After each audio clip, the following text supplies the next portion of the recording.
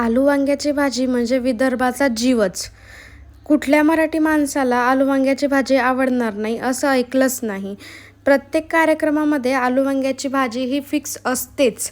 या भाजीचा सुगंधही आला तरी आपण शेजाऱ्याला थोडीशी भाजी द्या म्हणून मागणारे आणि प्रत्येक कार्यक्रमातून समूहातील भाजी डब्यामध्ये घेऊन येईपर्यंत आपला हा प्रवास चालतोच. आणि ह्या भाजीची तर्री आणि ह्या भाजीचा सुगंध चिकनलाही फेल करेल.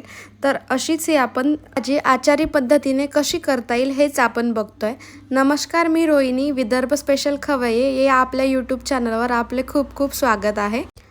चला तर मग भाजीला सुरुवात करू. इथे गंज तापायला ठेवलं, त्यात तेल टाकलेलं आहे, कांदा आणि कढीपत्ता यात टाकून घेतला आहे.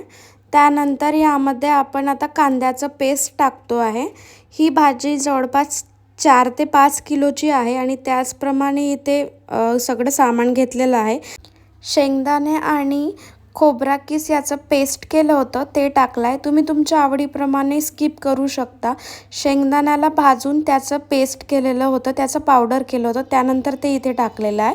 त्यानंतर याला चांगलं शिजू द्यायचं आहे आणि आपण इथे आधीच कोथिंबीर टाकून घेणार आहोत. कारण असं होतं की भाजीला चांगला सुगंध येतो. त्यानंतर आपण इथे आलं लसूण पेस्ट टाकलेलं आहे आणि आता आपण इथे टमाटर टाकत आहोत. हे व्यवस्थित शिजल्यानंतर या कसुरी मेथी आणि काही मसाले टाकणार आहोत. मसाल्यामध्ये तिखट, मीठ, गरम मसाला, धनेपूड, जिरेपूड या सगळ्यांचं मिक्स आहे. हे सगळं इथे टाकून घेणार आहोत आपण आणि त्यानंतर चांगलं शिजू द्यायचं आहे. मसाले सगळे व्यवस्थित शिजले पाहिजे, त्यातलं तेल निघालं पाहिजे. त्याच नंतर आपण इथे समोरची प्रोसेस करणार आहोत.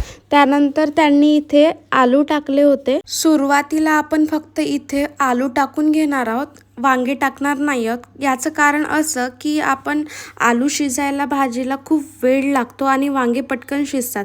त्यामुळे आपण स्टार्टिंगलाच आलूला 50% शिजवून घेणार आहोत. त्यानंतर आपण इथे सगळे वांगे ॲड करणार आहोत.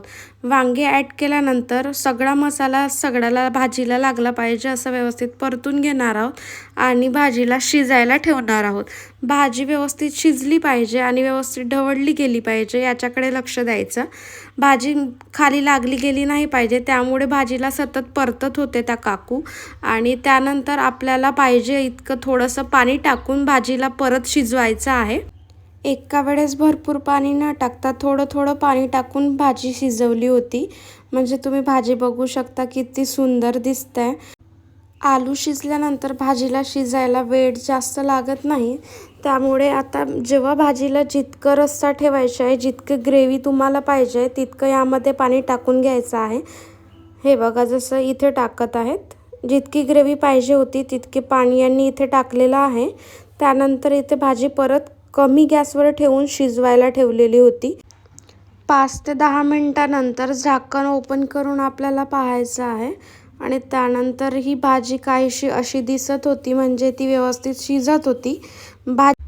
त्यानंतर इथे भरपूर कोथिंबीर टाकायची आहे. शक्यतो तुम्ही भरपूर कोथिंबीरचा वापर करा, त्याच्याने भाजीला दिसायलाही सुंदर दिसेल, भाजी चवीला सुद्धा अप्रतिम लागेल. त्यानंतर कोथिंबीर टाकल्यानंतर भाजीला परत एकदा ढवळून घ्यायचं आहे व्यवस्थित. आणि ही आपली आलू वांग्याची भाजी इथे बनून तयार झालेली होती. तुम्ही बघू शकता भाजीचा टेक्स्चर किती सुंदर दिसतो आहे आणि सगळं पोळी शिजलेले आहेत.